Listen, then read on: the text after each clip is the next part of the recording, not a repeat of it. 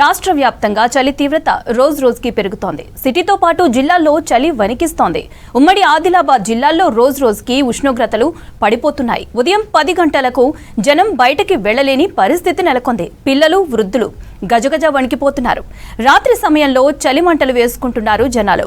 కుమరం భీం జిల్లా గిన్నెదరిలో 6 డిగ్రీల ఉష్ణోగ్రతలు నమోదవుతున్నాయి. సిర్పూర్ యు 6.3 డిగ్రీలు, అర్లీటీలో 7.5 డిగ్రీల ఉష్ణోగ్రతలు నమోదయ్యాయి. సంగారెడ్డి జిల్లా కోహిర్లో అత్యల్ప ఉష్ణోగ్రతలు రికార్డయ్యాయి. చలితో పాటు పరిశ్రమల కాలుష్యం తోడు కావడంతో జనం ఉక్కిరిబిక్కిరవుతున్నారు. చలి తీవ్రత పెరుగుతుండటంతో జాగ్రత్తలు తీసుకోవాలి అంటున్నారు అధికారులు. ఒక విధంగా ఉత్తర తెలంగాణ ఉన్నటువంటి ఆదిలాబాద్లో కనుక చూసుకున్నట్లయితే ఈరోజు నమోదైన గణాంకాల ప్రకారం 6.7 డిగ్రీల వరకు కూడా కనిష్ట ఉష్ణోగ్రతలు నమోదయ్యాయి. ఒక విధంగా ఇక్కడ ఉండవలసిన దానికంటే కూడా తక్కువగా నమోదయ్యి ఉండవలసిన టెంపరేచర్స్ కనుక చూసుకున్నట్లయితే 12 డిగ్రీల వరకు కూడా కొనసాగవలసిన ఈ యొక్క కనిష్ట ఉష్ణోగ్రతలు 6.7 డిగ్రీలకే పరిమితమైందని చెప్పాలి. ఒక విధంగా చూసినట్లయితే 5 డిగ్రీల వరకు కూడా తక్కువగా నమోదయ్యాయి. ఇంకా చూసుకున్నట్లయితే మెదక్లో కూడా 8.8 డిగ్రీల వరకు కూడా ఈ యొక్క కనిష్ట ఉష్ణోగ్రతలు నమోదయ్యాయి. ఇంకా రాజేందర్ నగర్ అలాగే చూసుకున్నట్లయితే పటాన్ చెరువులో కూడా సింగిల్ డిజిట్కే పరిమితమైనటువంటి అంశాలు మనం చూడవచ్చు. అంచనా ప్రకారం రానున్న 5 రోజులు కూడా ఇటు ఉత్తర తెలంగాణ జిల్లాలతో పాటు పశ్చిమ జిల్లాల్లో కూడా ఈ యొక్క కనిష్ట ఉష్ణోగ్రతల తగ్గుదల అనేది 5 నుంచి 10 డిగ్రీల వరకు కొనసాగి మిగిలిన జిల్లాల్లో కనుక చూసుకున్నట్లయితే 11 నుంచి 15 డిగ్రీల వరకు కూడా కొనసాగే అవకాశం కనిపిస్తుంది. ఒక విధంగా ఈ రోజు రేపు కూడా ఈ యొక్క హెచ్చు తగ్గులు అనేవి కొనసాగినప్పటికీ కూడా ఎల్లుండి నుంచి అనగా మనకి చూసుకున్నట్లయితే 31వ తారీఖు నుంచి రానున్న రోజుల వరకు జనవరి మొదటి వారం వరకు కూడా కొంచెం కనిష్ట ఉష్ణోగ్రతలు అనేది హెచ్చుదల అనేది కనిపించే అవకాశం కూడా కనిపిస్తుంది. వీచేటువంటి గాలిని బట్టి కూడా చెప్పొచ్చు. ఒక విధంగా ప్రస్తుతం నైరుతి గాలులతో పాటు ఇటు తూర్పు నుంచి వచ్చే గాలులు కూడా ఎక్కువగా కనిపిస్తున్నాయి. సో వీటికి అనుగుణంగా మనకు ఉన్నటువంటి రేడియేషన్ కూలింగ్ అనేది కూడా ఇంపాక్ట్ అవ్వడం వల్ల ఎర్లీ మార్నింగ్ అవర్స్లో మనకి తక్కువ కనిష్ట ఉష్ణోగ్రతలు అనేవి ఆదిలాబాద్, మెదక్ ఇంకా చూసుకున్నట్లయితే ఇందాక సూచించిన జిల్లాలు సంగారెడ్డితో పాటు రంగారెడ్డి జిల్లాల్లో కూడా మనకి ఒక విధంగా ఈ యొక్క తగ్గుముఖం పట్టడానికి కారణమని కూడా చెప్పొచ్చు. ఏదైనప్పటికీ కూడా రానున్న 31 నుంచి కొంచెం ఈ యొక్క కనిష్ట ఉష్ణోగ్రతల్లో పెరుగుదల అనేది కనిపిస్తుంది. ఒక విధంగా చలి తీవ్రత అనేది సాధారణ స్థాయిలో కొనసాగే అవకాశం కనిపిస్తుంది. మేడారంకి భక్తులు పోటెత్తారు. ఆదివారం సెలవు రోజు కావడంతో మేడారం బాట పట్టారు భక్తులు. జాతర నెల రోజుల ముందు నుంచి మేడారం భక్తులకు తాకిడి పెరిగింది. గద్దెల దగ్గర పునరుద్ధరణ పనులు జరుగుతుండగానే వనదేవతలను ముందస్తుగానే దర్శించుకునేందుకు భక్తులు క్యూ కట్టారు.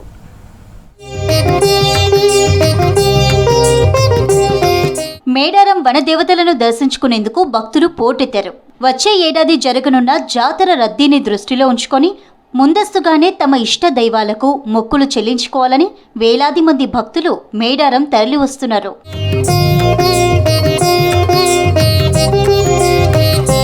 ములుగు జిల్లా తాడ్వాయి మండలం మేడారంలో జరగనున్న సమ్మక్క సారలమ్మ జాతర ప్రపంచంలోనే అతిపెద్ద గిరిజన జాతర.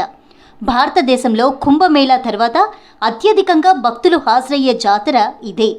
అందుకే తెలంగాణ ప్రభుత్వం మేడారం రూపురేఖలను మార్చాలని నిర్ణయించి పునరుద్ధరణ పనులు చేపట్టింది. వివిధ ప్రాంతాల నుంచి భారీ సంఖ్యలో మేడారం తరలి వచ్చిన భక్తులు వనదేవతల దర్శనం చేసుకుంటున్నారు. భక్తుల తాకిడితో సమ్మక్క సారలమ్మ గద్దెల ప్రాంగణం కిక్కిరిసిపోయింది. వివిధ పాఠశాలలకు చెందిన విద్యార్థులు పిల్లా పాపలతో కలిసి కుటుంబ సమేతంగా భక్తులు వనదేవతలను దర్శించుకుంటున్నారు. భక్తులు అమ్మవార్లకు నిలువెత్తు బంగారంగా బెల్లం సమర్పించి ధూపదీప నైవేద్యాలతో భక్తిని చాటుకుంటున్నారు. భక్తులకు ఎలాంటి ఇబ్బందులు తలెత్తకుండా అధికారులు అన్ని ఏర్పాట్లు చేశారు.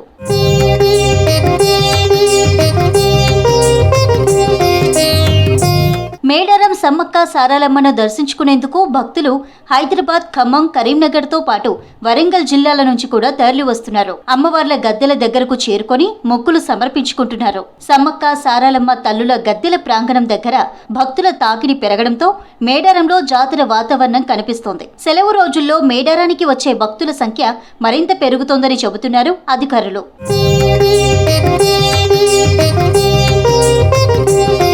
మేడారంలో భక్తుల సందడి పెరుగుతోందన్నారు ములుగు డీఎస్పీ రవీందర్. భక్తులకు ఎటువంటి ఇబ్బందులు తలెత్తకుండా పటిష్ట బందోబస్తు ఏర్పాట్లు చేశామన్నారు పోలీసులు. జాతర నెల రోజుల ముందు నుంచే మేడారంకు భక్తుల తాకిడి పెరిగింది.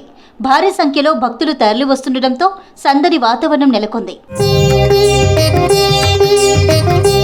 భద్రాచలంలో శ్రీ సీతారామచంద్ర స్వామి ఆలయంలో తెప్పోత్సవం ఘనంగా జరుగుతోంది. వైకుంఠ ఏకాదశి సందర్భంగా హంస వాహనాన్ని అలంకరించారు ఆలయ అర్చకులు. సూర్యుడు ధనురాశిలోకి ప్రవేశించిన తర్వాత 11వ రోజు ఏకాదశిని మధ్యగా చేసుకుని 21 రోజుల పాటు వైకుంఠ ఏకాదశి అధ్యయనోత్సవాలు నిర్వహిస్తారు. వేడుకల్లో 10వ రోజు రామయ్య జలవిహారం చేస్తారు. ప్రస్తుతం ఆ లైవ్ చూద్దాం.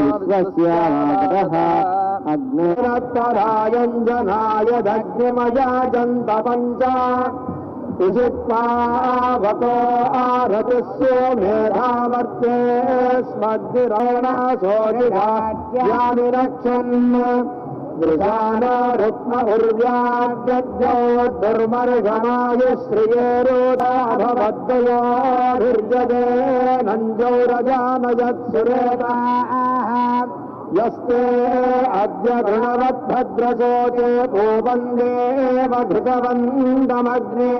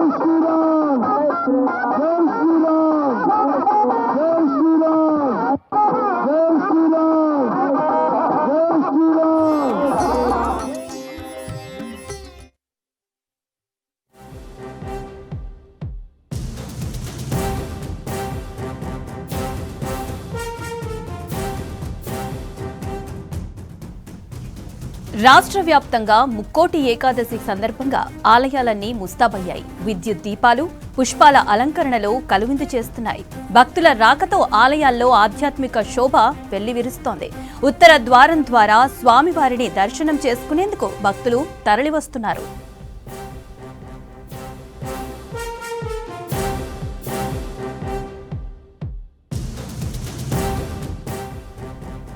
మరింత సమాచారం హన్మకొండ నుంచి కృష్ణమోహన్ అందిస్తారు. కృష్ణమోహన్, చెప్పండి, ముక్కోటి ఏకాదశి ఏర్పాట్లపైన అప్డేట్స్ ఏంటి?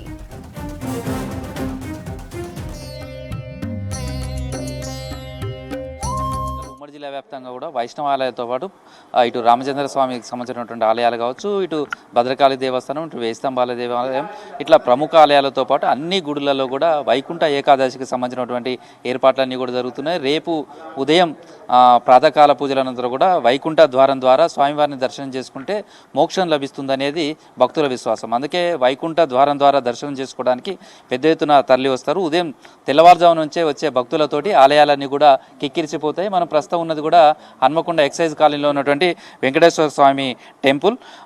ఇక్కడ వైకుంఠ ఏకాదశికి సంబంధించినటువంటి ఏర్పాట్లన్నీ కూడా జరుగుతున్నాయి. అయితే జనరల్గా మనం టెంపుల్కి వస్తే మూల విరాట్ను దర్శనం చేసుకుంటాం, కానీ ఈ వైకుంఠ ఏకాదశికి సంబంధించి కూడా ప్రత్యేక మూల విరాట్కు సంబంధించినతో పాటు ఉత్సవ విగ్రహాలను కూడా ఏర్పాటు చేసి ప్రత్యేక పూజలు చేస్తారు. దానికి సంబంధించినటువంటి ఏర్పాట్లన్నీ కూడా చూడవచ్చు. మొత్తం ఆలయాన్ని కూడా విద్యుత్ దీప కాంతులతోటి, అదేవిధంగా పూలతోటి అలంకారంతో కూడా శోభాయమానంగా మారింది. ఎటు చూసినా కానీ ఒక ఆధ్యాత్మిక భావన కలిగే విధంగా భక్తి పారవశ్యంగా కూడా ఆలయాలన్నీ కూడా తీర్చిదిద్దుతున్నారు. అయితే తెల్లవారుజామున నుంచే వచ్చే భక్తులకు ఎలాంటి ఇబ్బందులు కలగకుండా, అంటే ఉత్తర ద్వార దర్శనం చేసుకోవాలనేది ప్రతి ఒక్కరిలోని కోరిక.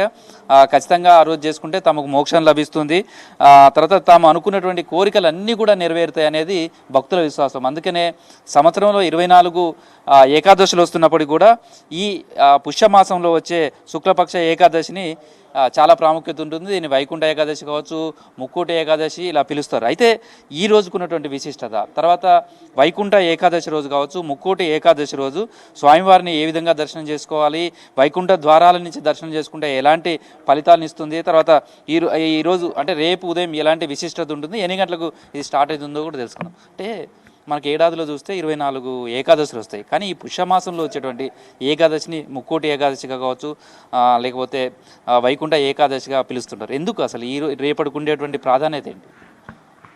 జై శ్రీమన్నారాయణ. వినా వెంకటేశం ననాథో ననాథ సదా వెంకటేశం స్మరామి స్మరామి. హరే వెంకటేశ ప్రసీద ప్రసీద ప్రియం వెంకటేశ ప్రయచ్చ ప్రయచ్చ. మనకి ధనుర్మాసంలో వచ్చేటువంటి ఏకాదశి సంవత్సరంలో సుమారుగా నెలకి 2 చొప్పున 24 ఏకాదశులు ఉంటాయి. దానిలో పురస్కరించుకొని అతి ముఖ్యమైనటువంటి ఏకాదశి ఈ ధనుర్మాసంలో చక్కగా వైకుంఠ ఏకాదశి, ముక్కోటి ఏకాదశి అని పిలువబడుతూ ఉంటుంది. ఈ ఏకాదశికి ఇంత ప్రాముఖ్యత ఎలా వచ్చింది, ఈ ఏకాదశి ఎందుకంత విశిష్టత, ఈ ఏకాదశి నాడు ఏం చేస్తే స్వామి మనల్ని కరుణిస్తాడు, స్వామి దర్శనం చేసుకుంటే మనకి ఎటువంటి లాభాలు చేకూరుతాయి అనేది మనం తెలుసుకుందాం. స్వామి ఆషాఢ మాసంలో వచ్చేటువంటి తొలి ఏకాదశి శయన ఏకాదశి నాడు స్వామి పవలింపు, అంటే స్వామి నిద్రపోయి పాలకడిలలో ఆయన 4 నెలల పాటు చాతుర్మాస్య దీక్ష కింద పవలింప సేవ చేస్తూ, అంటే స్వామి నిద్రపోతూ, తరువాత కార్తీక మాసంలో వచ్చేటువంటి శుద్ధ ఏకాదశి, మళ్ళీ బోధన ఏకాదశి అని పిలుస్తుంటారు. ఆ రోజు స్వామివారు మెలుకొని అదంతా కూడా స్వామివారు మళ్ళీ ఈ ధనుర్మాసంలో వచ్చేటువంటి ముక్కోటి ఏకాదశి నాడు ఈ 4 నెలలు ఎట్లయితే చాతుర్మాస తీసుకొని ఆయన ఒక అరణ్యంలోకి వెళ్ళినట్టుగా ఆయన అట్లా ఉండిపోతాడో, ఈ రోజు మాత్రం మళ్ళీ ఆయన మేల్కొని వైకుంఠనాథుడి కింద, అంటే స్వామి చక్కగా అభయహస్తంతో సింహాసనం మీద యోగపీఠం మీద స్వామివారు పవలింప సేవ మీద నుంచి లేచి కూర్చొని చక్కగా ముగ్గురు అమ్మవార్లతోటి చక్కగా ఆయన అభయహస్తం ఇస్తూ స్వామివారు నేనున్నానని చెప్పి ఈ సమస్త కోటికి ఆయన తెలియజేస్తూ ఇట్లా కూర్చొని నేనున్నానని చెప్పడం జరుగుతుంది. అంటే ఈ ఉత్తర ద్వారం ద్వారా దర్శనం చేసుకుంటే ఎలాంటి మోక్షం లభిస్తుంది అంటారు? కోరిన కోరికలు తీరుతాయి అంటారు. అసలు ఈ వైకుంఠ ఏకాదశి రోజు స్వామివారిని దర్శనం చేసుకుంటే అసలు ఎలాంటి ఫలితం వస్తుంది? విశేషమైన అంటే ఎలాంటి పూజలు చేయాలి, లేకపోతే ఓన్లీ దర్శనం చేసుకొని వెళ్తేనే ఆ పుణ్యం లభిస్తుందా?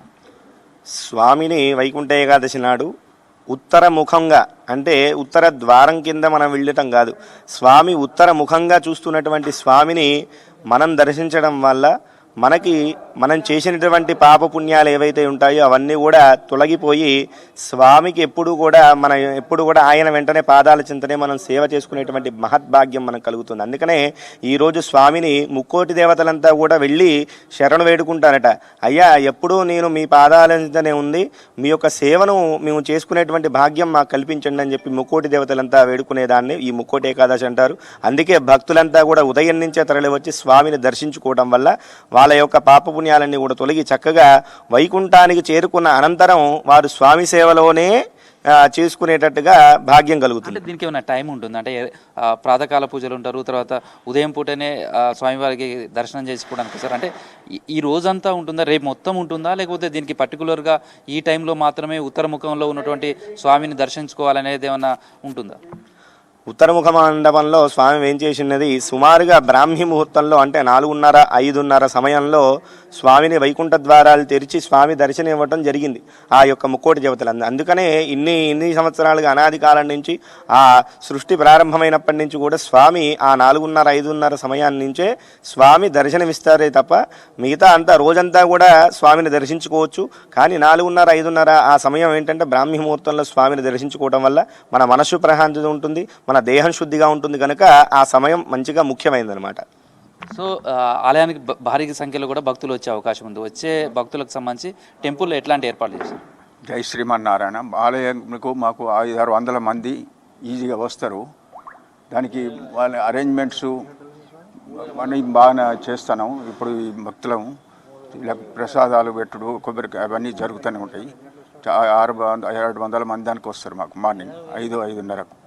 చాలా మటుకు బాగా జరుగుతుంది మాకు. ఈ ధనుర్మాసం సంబంధించినటువంటి వచ్చే వాళ్ళ పూజలకు వాళ్ళకు కూడా ఏర్పాట్లు చేశారా? పూజలకు ఏర్పాటు చేసినాము, అర్చనలు చేస్తాము, ఇవన్నీ పూజలు అన్నీ ఏర్పాటు చేస్తాం, ప్రసాదం కూడా పెడతాం అందరికి. సో ఇది ప్రస్తుతం ఉత్తరముఖ మండపం నుంచి స్వామివారికి దర్శనం చేసుకుంటారో దానికి సంబంధించినటువంటి ఏర్పాట్లు. ఇక్కడే సింహవాహనం పైన స్వామివారు అభయహస్తంతో రేపు భక్తులను కటాక్షిస్తారు. అంటే బ్రహ్మముహూర్తం ఉదయం తెల్లవారుజామున 4:30కే స్వామివారికి సంబంధించినటువంటి దర్శనం ఇస్తారు. దానికి సంబంధించినటువంటి ఆలయ అర్చకులు కావచ్చు, వీరంతా కూడా పూజా కార్యక్రమాలు రేపు నిర్వహించేందుకు కూడా సర్వం సిద్ధం చేసుకున్నారు. ఆలయాన్ని కూడా చూడొచ్చు, మొత్తం పందిర్లు వేశారు, తర్వాత ఇటు చూసిన పూలతోటి అలంకారం చేశారు. తర్వాత స్వామివారికి సంబంధించినటువంటి ఆలయం అంతా కూడా మొత్తం విద్యుత్ దీప కాంతులతోటి ఏర్పాటు చేశారు. అయితే వచ్చినటువంటి భక్తులకు ఎలాంటి ఇబ్బందులు లేకుండా చూడొచ్చు. ఇక్కడ కావాల్సినటువంటి ఫెసిలిటీస్ కల్పించారు, చైర్స్ వేశారు. తర్వాత ఆలయానికి సంబంధించినటువంటి వచ్చిన భక్తులు ఎలాంటి ఇబ్బందులు కలగకుండా పూర్తి స్థాయిలో ఏర్పాట్లు చేశారు. రేపు వైకుంఠ ఏకాదశి, ముక్కోటి ఏకాదశి సందర్భంగా కూడా తెల్లవారుజామున నుంచే భక్తుల తాకిడి ఉంటుంది.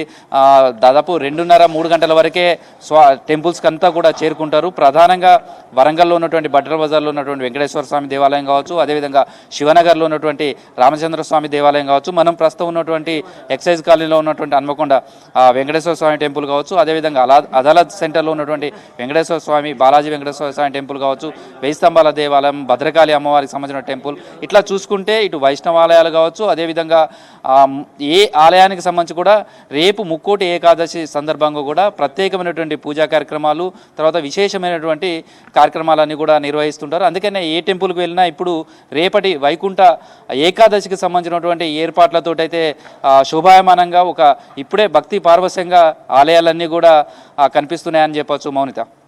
Thank you Krishnamohan.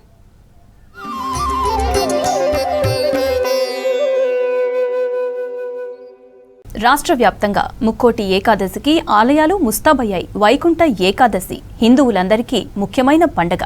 అత్యంత పవిత్రంగా భావించే ముక్కోటికి ఆలయాలను తీరొక్క పూలతో అలంకరించారు. దేవదేవుడి దర్శనం కోసం వైకుంఠ ఏకాదశి నాడు భక్తులతో పాటు సకల దేవతలు ఎదురుచూస్తారని పురాణాల ప్రతీతి.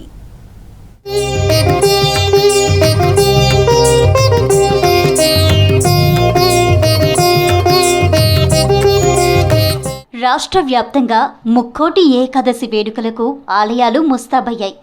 రేపు జరగబోయే ముక్కోటి ఏకాదశి ఉత్సవాలకు అన్ని ఏర్పాట్లు చేశారు ఆలయ అధికారులు. రాజగోపురాలకు, అన్ని దేవాలయాలకు విద్యుత్ దీపాలు, పూలదండలతో అలంకరించారు. ముక్కోటి ఏకాదశి రోజున భక్తులు వైకుంఠ ద్వారం నుంచి లోనికి ప్రవేశించి ఒక్క క్షణం స్వామివార్లను చూస్తే కోటి యజ్ఞాలు చేసిన ఫలితం లభిస్తుందని బ్రహ్మాండ పురాణంలో వివరించినట్టు తెలిపారు అర్చకులు. భక్తులు అధిక సంఖ్యలో పాల్గొని స్వామివారి దర్శనం చేసుకోవాలని కోరారు ఆలయ అర్చకులు, అధికారులు. మరి వైకుంఠ ఏకాదశి యొక్క మహత్యము ఏందయ్యా అంటే, రాక్షసుల బాధలు దేవతలకే తాళలేక దేవతలందరూ కూడా బ్రహ్మదేవుని దగ్గరికి పోయి ఆ రోజునాడు మొరపెట్టుకున్నట్లుగా ఆ బ్రహ్మ చెప్పిన ఉపాయం ఏంటంటే, ఎవరైతే వైకుంఠ ఏకాదశి మహోత్సవం నాడు ఉత్తర ద్వారం నుండి విష్ణుమూర్తిని సందర్శిస్తారో వాళ్లకు సకల బాధలతో పాటుగా రాక్షస బాధలు కూడా తొలగిపోతాయని చెప్పడం జరిగింది. ఉమ్మడి కరీంనగర్ జిల్లాలో ముక్కోటి ఏకాదశి వేడుకలకు ఆలయాలను అలంకరించారు అధికారులు. జగిత్యాల జిల్లా ధర్మపురి శ్రీ లక్ష్మీ నృసింహస్వామి క్షేత్రం ముక్కోటి ఏకాదశి వేడుకలకు ముస్తాబైంది. రాజన్న సిరిసిల్ల జిల్లా వేములవాడ, రాజన్న, భీమన్న ఆలయాల్లో సందడి నెలకొంది. కొండగట్టు ఆలయానికి భక్తులు పోటెత్తారు. అపర భద్రాద్రిగా ప్రసిద్ధి చెందిన ఇల్లంతకుంట శ్రీ సీతారామచంద్రస్వామి దేవాలయం ముక్కోటి ఏకాదశి వేడుకలకు ముస్తాబైంది. భక్తులు అధిక సంఖ్యలో వస్తుండటంతో ఎలాంటి ఇబ్బందులు లేకుండా ఏర్పాట్లు చేశామన్నారు అధికారులు. ఉదయాత్పూర్వమే ముక్కోటి ఏకాదశి ఉత్సవాన్ని పురస్కరించుకొని ఆంజనేయ స్వామివారికి ఫలపంచామృతాభిషేకం, చంద్రాలంకరణ, పట్టు వస్త్రాలంకరణ, అదేవిధంగా సహస్రనామార్చన చేసుకుంటా ఉదయం 5:30 ఉత్తర ద్వారం గుండా దేవాలయ ప్రవేశం చేసి ఉత్తర ద్వారానికి అభిముఖంగా అంటే ఎదురుగా శ్రీదేవి భూదేవి సమేత వెంకటేశ్వర స్వామివారిని గరుడ వాహనంపై వేంచేపు చేసుకొని స్వామివారి దర్శనం ఉంటుంది.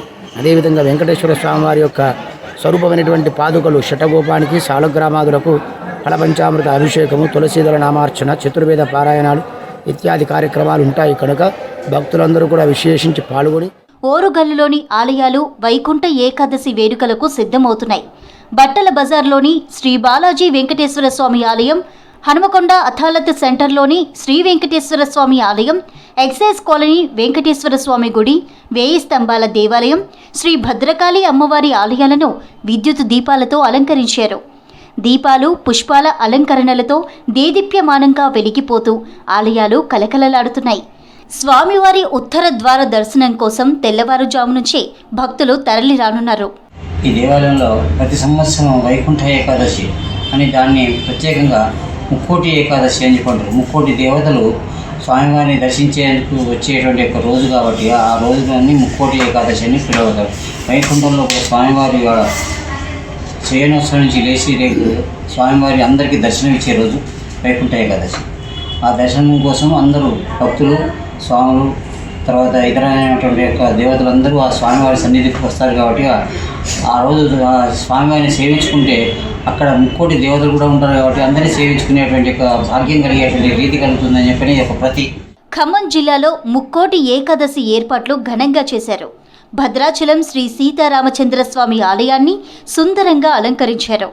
వైకుంఠ ద్వార దర్శనానికి తరలి వచ్చే భక్తులకు అన్ని ఏర్పాట్లు చేశామంటున్నారు అధికారులు. వైకుంఠ ఏకాదశి ఉత్సవాల్ని మనం భీమన్న ఆలయంలో పెద్ద ఎత్తున భక్తులు వచ్చే అవకాశం ఉన్నందున భక్తోత్సవం పేరిట వైకుంఠ ఏకాదశి ఉత్సవాల్ని ప్రతి ఏటా రాజన్న ఆలయంలో యథావిధిగా ఎలా జరుపుకుంటామో అదేవిధంగా ఇక్కడ భక్తులందరికీ కూడా స్వామివారిని దర్శించుకునే భాగ్యాన్ని కలిగిస్తూ హరిహర క్షేత్రమైనందున ఇక్కడ కూడా ఉదయాన్నే ఆలయ శుద్ధి, ప్రాతకాల పూజ, దాని తర్వాత మనం వైకుంఠ ద్వార దర్శనాన్ని ఏర్పాటు చేసుకోవడం జరుగుతుంది.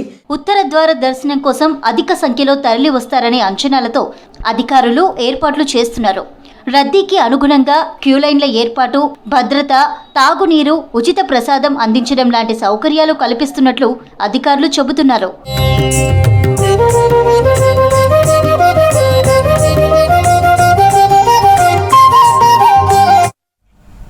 ప్రజావాణికి సరికొత్త హుందాతనం తెచ్చారు వరంగల్ కలెక్టర్ సత్యశారద.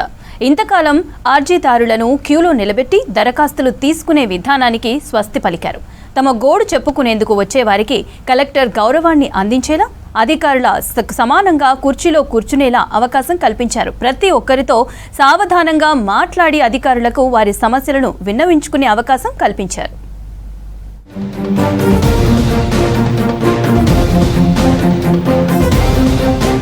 వరంగల్ కలెక్టర్ సత్యశారద మరో వినూత్న నిర్ణయాన్ని అమలు చేస్తున్నారు. గ్రీవెన్సెస్ సెల్ కు వచ్చే బాధితుల కోసం అధికారులతో పాటు వారికి సిట్టింగ్ ఏర్పాటు చేశారు. 3 రోల్స్ లో వివిధ శాఖల అధికారులు, ఒక రోల్లో వీరి కోసం అధికారుల తరహాలోనే టేబుల్స్, చైర్స్ ఏర్పాటు చేశారు. ప్రజావాణి కోసం వచ్చే వాళ్ళు మొదట తమ పేర్లు ఎన్రోల్ చేసుకోవడం, వారికి సంబంధించి వినతి పత్రం సిబ్బందికి ఇస్తే వాళ్ళు నేరుగా కలెక్టర్కు అందిస్తున్నారు. ఆ తర్వాత సమస్యతో వచ్చిన వారు తమకు కేటాయించిన సీట్లలో కూర్చుంటే వారికి మైక్ ఇచ్చి వారి సమస్యను సావధానంగా వింటున్నారు. వారి సందేహాలను తీర్చడంతో పాటు పరిష్కారం ఉన్న అవకాశాలు వారికి వివరిస్తున్నారు.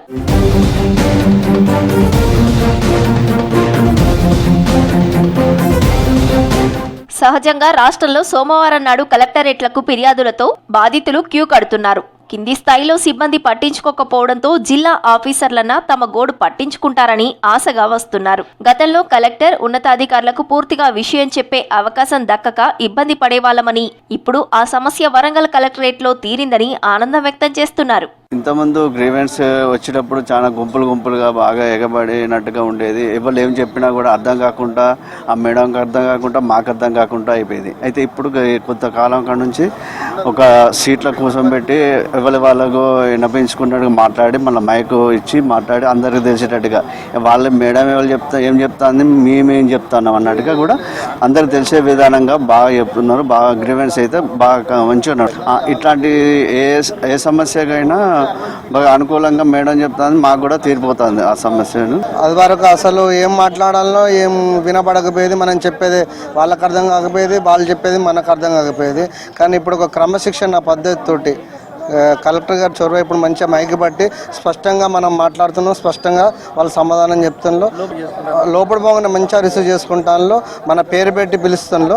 పిలవంగానే వాళ్ళ అటెండర్ వాళ్ళు వచ్చి మైక్ ఇస్తాను మన సమస్య చెప్తున్నాం, ఎమ్మటే అధికారులకు కలెక్టర్ గారు ఎమ్మటే ఆర్డర్ వేసి ఎమ్మటే పని అయ్యేటట్టు చూస్తుంది. అప్పుడు తీసుకొని అనే మనకు రసీదు ఇచ్చిన పోయేది, ఇప్పుడు రసీదు తీసుకుంటాను, రసీదు వెంబడే చెప్తాం, మనకు వెంబడే అక్కడికే మనం ఈడుండగానే ఫోన్లు చెప్తాను, అది నడుస్తారు, మంచిగా నడుస్తారు. అప్పటికన్నా ఇప్పుడు నయం. కింది స్థాయిలో వారి సమస్య పరిష్కారం కాకపోవడంతో ఎన్నో ఆశలతో బాధితులు కలెక్టరేట్కు వస్తారని, వారికి భరోసాతో పాటు గౌరవం ఇవ్వాల్సిన అవసరం ఉందని, అందుకే ఈ విధానం అమల్లోకి తీసుకువచ్చామని వరంగల్ జిల్లా కలెక్టర్ సత్యసారథ తెలిపారు. పిటిషనర్ అనే వాళ్ళు మనకి ఒక రకమైన ట్రామాతోటే ఇక్కడికి వస్తారు. ఎవరు హ్యాపీగా వచ్చే సర్కమ్స్టెన్స్ కాదు మనకి ప్రజావాణి కార్యక్రమం అనేది. ఆ వచ్చిన వాళ్ళు అట్లీస్ట్ ప్రశాంతంగా కూర్చొని వాళ్ళు చెప్పాలనుకున్నవన్నీ కూడా ఆలోచించి మనకి క్లియర్గా చెప్పేదానికి మనం ఒక ఫోరం క్రియేట్ చేయాలన్న ఉద్దేశంతో వాళ్ళని ప్రశాంతంగా కూర్చోబెట్టి, అంతలోపల మాకు కూడా టైం దొరుకుతుంది. వాళ్ళు పెట్టిన అప్లికేషన్ వాళ్ళ ద్వారా వినక ముందు మనం చదువుకుంటే వర్కౌట్ అవుతుందన్న ఉద్దేశంతో ఇట్లా మనం స్టార్ట్ చేయడం జరిగింది. వరంగల్ జిల్లా కలెక్టర్ ప్రజావాణిలో తీసుకున్న ఈ సంస్కరణలపై ప్రజల నుంచి ప్రశంసలు అందుతున్నాయి. డిసెంబర్ 31 వేడుకల్లో ఎవరూ హద్దు మీరొద్దని హెచ్చరించారు సూర్యాపేట జిల్లా ఎస్పీ నరసింహ. ప్రజలకు పలు సూచనలు చేశారు. ప్రభుత్వం విధించిన ఆంక్షలను అతిక్రమిస్తే చర్యలు తీసుకుంటామన్నారు. ప్రతి వాహనదారుడు ట్రాఫిక్ నియమాలు పాటించాలన్నారు. అన్ని పోలీస్ స్టేషన్ల పరిధిలో సాయంత్రం 6 గంటల నుంచి వాహనాల తనిఖీ, డ్రంక్ అండ్ డ్రైవ్ టెస్టులు ఉంటాయన్నారు ఎస్పీ. బహిరంగ ప్రదేశాల్లో మద్యం సేవించవద్దన్నారు ఎస్పీ. రోడ్లపై కేక్ కటింగ్ లాంటివి చేయొద్దన్నారు. ఎవరి ఇంట్లో వారే కుటుంబ సభ్యులతో సంతోషంగా న్యూ ఇయర్ వేడుకలు జరుపుకోవాలన్నారు ఎస్పీ. 2025 ముగింపు పలుకుతూ 2026కు ప్రారంభం స్వాగతం పలికేటువంటి కార్యక్రమానికి అందరూ, ప్రతి ఒక్కరు చిన్నపిల్లల నుంచి అందరూ కూడా ఎదురు చూస్తుంటారు. ఈ యొక్క ఉత్సాహం అనేది విషాదంగా మారొద్దు. ఏ ఒక్క ఇంట్లో కూడా ఏదైనా ర్యాష్ డ్రైవింగ్ చేసో, తాగి డ్రైవింగ్ చేసో, ఇలాంటి సందర్భంలో లేదా బాణాసంచా గాల్చో, లేదా డీజే పెట్టి గుండెపోటు వచ్చో, ఇలాంటి జరగకుండా ఉండడానికి మనం చాలా కఠినమైనటువంటి నిర్ణయాలు తీసుకోవడం జరిగింది. మనం లాస్ట్ 3-4 డేస్ నుంచి మనం ఈ డ్రంక్ అండ్ డ్రైవింగ్ మీద స్పెషల్ ఫోకస్ పెట్టినాం. అదే విధంగా ఎక్కడ కూడా ఎవరు కూడా పర్మిషన్ లేకుండా ఏ ఉత్సవాలు కానీ ఏ ర్యాలీలు కానీ లేకుండా మనం ఆల్రెడీ ప్రెస్ మీట్ లో చెప్పడం జరిగింది. 30 పోలీస్ యాక్ట్ ఉంది. అదే విధంగా డీజే ఆర్ సౌండ్ బాక్సులతోటి ఇతర ప్రజలకు ఇబ్బంది కలిగే విధంగా ఎవరు ప్రవర్తించిన చట్టపరమైన చర్యలు తీసుకుంటాం. అదే విధంగా యువత ముఖ్యంగా ఈ యొక్క స్పీడ్ బైక్లను ర్యాష్ డ్రైవింగ్ తోటి ముందుకు వెళ్ళేటువంటి వాళ్ళ మీద స్పెషల్ ఫోకస్ చేసి వెహికల్స్ ని మనం సీజ్ చేయడం జరుగుతుంది. సో ఎక్కడ కూడా ఎలాంటి అవాంఛనీయ సంఘటనలు జరగకుండా దాదాపు మనం 1200 మంది పోలీసులతోటి మనం స్పెషల్ గా పెట్రోలింగ్, పికెట్స్, చెకింగ్స్ మనం ఆ రోజు మొత్తం విస్తృతంగా చేసుకుంటాం. ఒకటే మనం పోలీసు యొక్క ఉద్దేశం, ఎవరికి ఎలాంటి ఇబ్బంది జరగొద్దు, ఎలాంటి ప్రాణ నష్టం జరగొద్దు అనేది మా యొక్క విన్నపం. 2025 సంవత్సరంలో స్మగ్లింగ్ మాఫియాను కట్టడి చేశామన్నారు ఆదిలాబాద్ ఎస్పీ అఖిల్ మహాజన్. రౌడీలను దారికి తెచ్చి ఆగడాలను అరికట్టామన్నారు. 2500 మందితో సేఫ్టీ క్లబ్ ఏర్పాటు చేసి రహదారులపై భద్రతా చర్యలు చేపట్టామని తెలిపారు.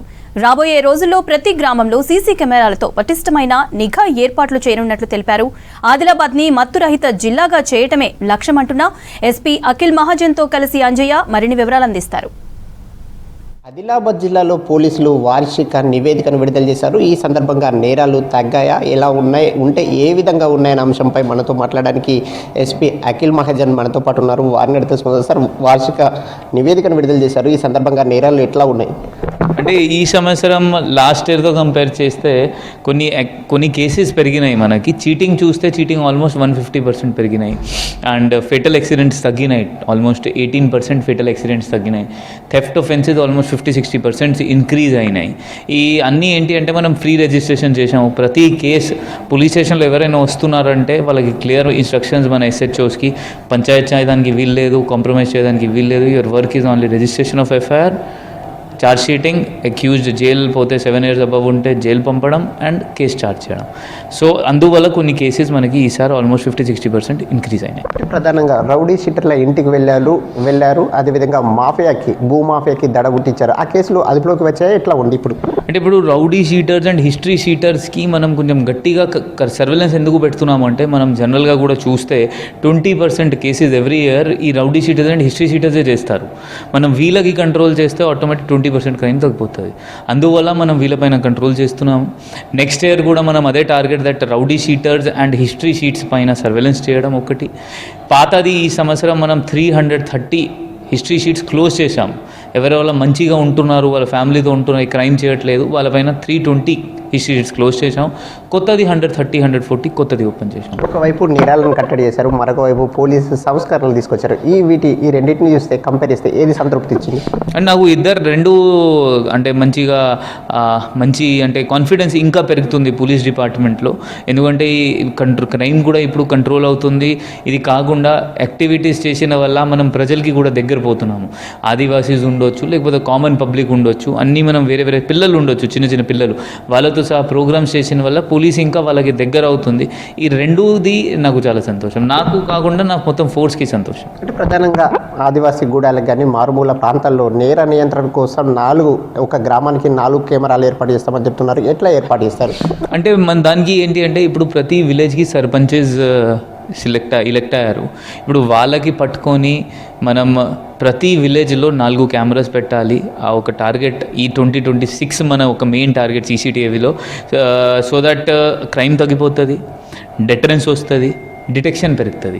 సో దానిలో మనకి కూడా CSR సపోర్ట్ ఏమైనా ఉంటే అది చూస్తాము, లేకపోతే సర్పంచెస్కి చెప్పి వాళ్ళే మొబిలైజ్ చేయమని వాళ్ళకి చెప్తాము. ఎందుకంటే వాళ్ళ సెక్యూరిటీ కోసం వాళ్ళు పెట్టాల్సి వస్తుంది. ప్రధానంగా మారుమూల గూడాలకు వెళ్ళారు, ఆదివాసీలతో మమేకమయ్యారు. ఈ సందర్భంగా మిగతా ప్రాంతాల్లో మీరు పనిచేశారు, ఇక్కడ పనిచేయడం ఎట్లా అనిపించింది?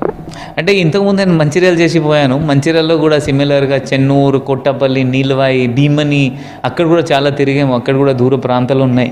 ఇక్కడ కూడా చాలా మంచిగా అనిపిస్తున్నాయి. ఎందుకంటే ఆదివాసీస్తో కలవడం, వాళ్ళ కల్చర్ చూడడం, వాళ్ళతో సహా ఈ ఫెస్టివల్స్ దివాళీ గుసాడి చేయడం, లేదా దండాడి చేయడం చాలా సంతోషం ఉంటుంది. ఎందుకంటే దీంతో మన పోలీస్ ఇంకా వాళ్ళ లోపలికి వాళ్ళ దగ్గర పోతుంది. వాళ్ళకు కూడా నమ్మకం పోలీస్ పైన పెరుగుతుంది. రోడ్డెక్కితే మరణాలు సంభవించేవి, కానీ ఇప్పుడు మీరు భద్రత ఏవైతే క్లబ్లు ఏర్పాటు చేశారు, సేఫ్టీ క్లబ్లు ఏర్పాటు చేశారు, సేఫ్టీ క్లబ్ల పనితీరు ఎట్లా ఉంది? అంటే రోడ్ సేఫ్టీ క్లబ్స్ మంచిగా పనిచేస్తున్నారు. ఇప్పుడు నెక్స్ట్ ఇయర్ జనవరిలో మన DG సార్ కూడా అరైవ్ అలైవ్ ప్రోగ్రామ్ ఒకటి లాంచ్ చేస్తున్నారు. అదే ప్రోగ్రాంలో మనం ఈ రోడ్ సేఫ్టీ క్లబ్స్కి కూడా వాడతాము. నిన్న కూడా అదే ఒకటి రోడ్ సేఫ్టీ క్లబ్ బెల్లలో ఉన్న, సిరిసిల్లలో ఉన్న రోడ్ సేఫ్టీ క్లబ్ కూడా వాళ్ళు ఒక ట్రైనింగ్ చేసిన పిల్లలు, ఆ క్లబ్ పిల్లలు, వాళ్ళు ఒక యాక్సిడెంట్ అయితే మనం పోలీస్ ఇచ్చిన ఫస్ట్ ఎయిడ్ కిట్తో వాళ్ళకి ఫస్ట్ ఎయిడ్ ఇవ్వడం జరిగింది. Thank you sir. ఇది ఆదిలాబాద్ జిల్లాలో పోలీసులు ప్రజల శాంతి భద్రత రక్షణ కోసం పనిచేస్తున్నాం. అదేవిధంగా జాతీయ రహదారిపై ఏవైతే ప్రమాదాలు జరిగి ప్రాణాలు కోల్పోతున్నారో వాటిని పూర్తిగా కట్టడి చేస్తాం. అదేవిధంగా రాబోయే రోజుల్లో ప్రతి గ్రామంలో కూడా నేరాల నియంత్రణ కోసం 4 కెమెరాలు ఏర్పాటు చేస్తామని ఎస్పీ చెప్తున్నారు. కెమెరామెన్ విఠల్తో అంజయ్య, V6 న్యూస్, ఆదిలాబాద్ జిల్లా. కరీంనగర్ చొప్పదండిలో గంజాయి రవాణా దొంగతనం కేసులో 2 అరెస్టు చేశారు. నిందితుల నుంచి కిలోకి పైగా గంజాయి, 12.5 కిలోల కాపర్ వైర్, 2 బైకులను స్వాధీనం చేసుకున్నారు. మహారాష్ట్ర నుంచి తక్కువ ధరకు గంజాయి తెచ్చి కరీంనగర్లో విక్రయిస్తున్నట్లు గుర్తించారు. నిందితులు చొప్పదండి, కరీంనగర్ రూరల్, తిమ్మాపూర్ ప్రాంతాల్లో ట్రాన్స్ఫార్మర్ల చోరీకి పాల్పడినట్లు గుర్తించారు. చోరీ చేసిన నిందితులు చొప్పదండికి చెందిన శివప్రసాద్, మహేష్లుగా గుర్తించారు. చోరీ చేసిన కాపర్, బైకులను కొనుగోలు చేసిన రిసీవర్లపై కూడా నిఘా పెట్టారు పోలీసులు.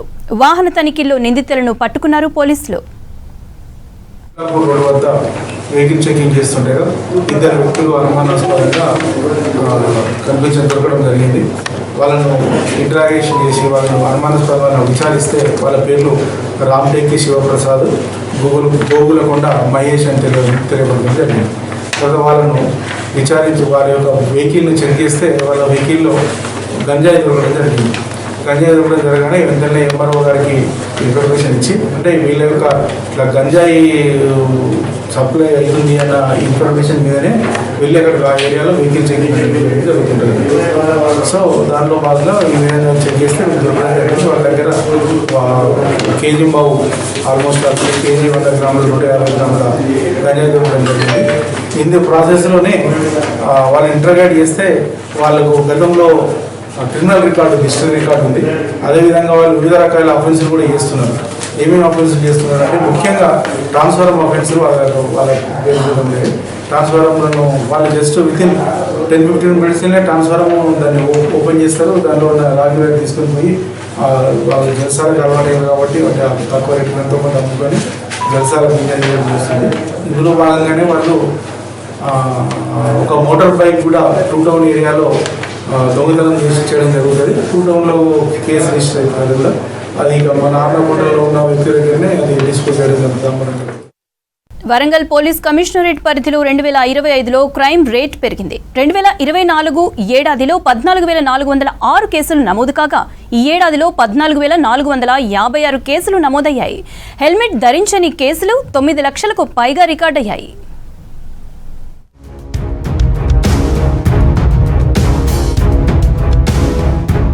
వరంగల్ పోలీస్ కమిషనరేట్ పరిధిలో గతేడాదితో పోలిస్తే ఈ ఏడాది క్రైమ్ రేటు పెరిగింది. ఇందులో చిన్న నేరాలతో పాటు హత్యలకు పాల్పడిన ఘటనలు ఉన్నాయి. 2024 ఏడాది కంటే మైనర్లపై వేధింపులతో పాటు పోక్సో కేసులు ఎక్కువగా నమోదయ్యాయి. ఇండ్ల తాళాలు పగలగొట్టి చోరీ యత్నాలు పెరిగాయి. వ్యక్తిగత దాడులు, శారీరక హింస కేసులు ఎక్కువగానే రికార్డయ్యాయి. మొత్తం కమిషనరేట్ పరిధిలో 2024 ఏడాదిలో 14,412 క్రైమ్ కేసులు నమోదవగా ఈసారి 14,456 కేసులు రికార్డయ్యాయి.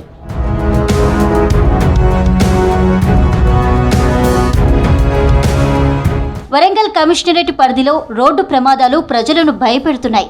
నిత్యం రోడ్లపై స్థానిక పోలీసులు స్పెషల్ డ్రైవ్లు నిర్వహిస్తున్న ఔటర్ రింగ్ రోడ్డుపై మరణాలు ఆందోళన కలిగిస్తున్నాయి. వివిధ రహదారులపై 430 మంది, ఓఆర్ఆర్పై 37 మంది, ఇలా మొత్తం ఈ ఏడాదిలో 467 మంది ప్రయాణికులు రోడ్డు యాక్సిడెంట్లలో చనిపోయారు. మరో 1,526 మంది తీవ్రంగా గాయపడ్డారు. ప్రమాదాలపై 1,500 కేసులు నమోదయ్యాయి.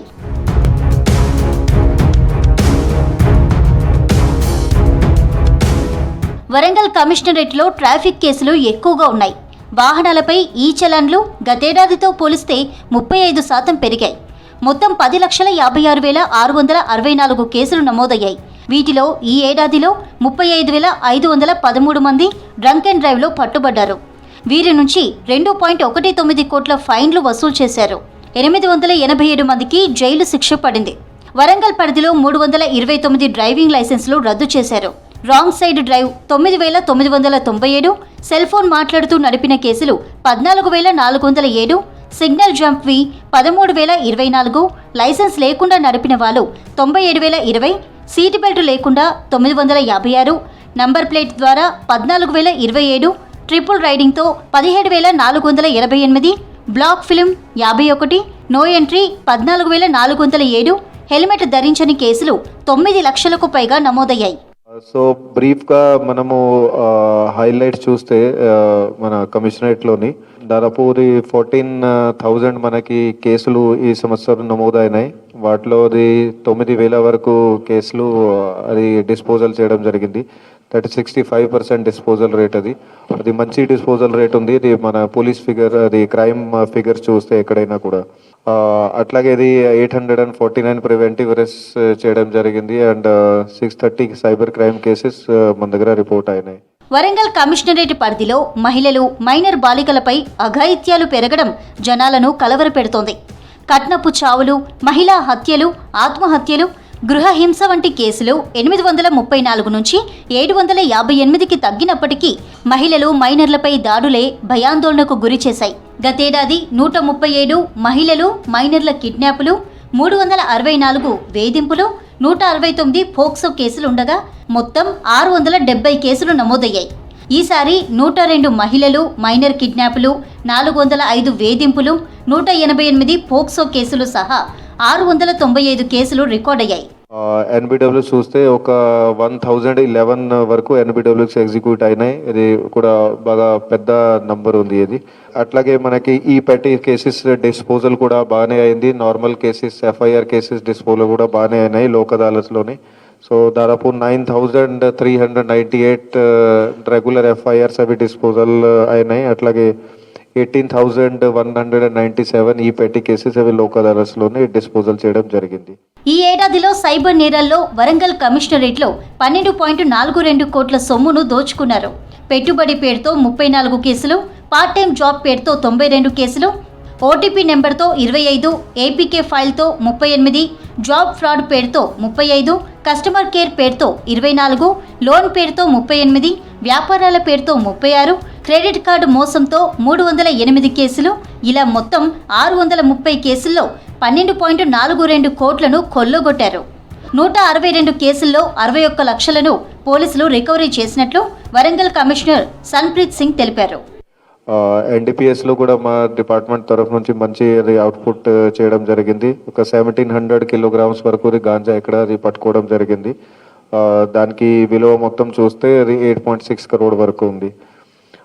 అట్లాగే సైబర్ క్రైమ్ కేసెస్లో కూడా అది రీఫండ్ అమౌంట్ కూడా అది పబ్లిక్కి బాగానే ఇవ్వడం జరిగింది. దాదాపు 19.7 lakhs వరకు పబ్లిక్కి రీఫండ్ అది అంతా కూడా కోర్ట్ ఆర్డర్స్ ప్రకారంగా అది ఇవ్వడం జరిగింది. వరంగల్ కమిషనరేట్లో 2026లో షీ టీమ్స్ ను బలోపేతం చేస్తున్నట్లు తెలిపారు సిపి సన్ప్రీత్ సింగ్.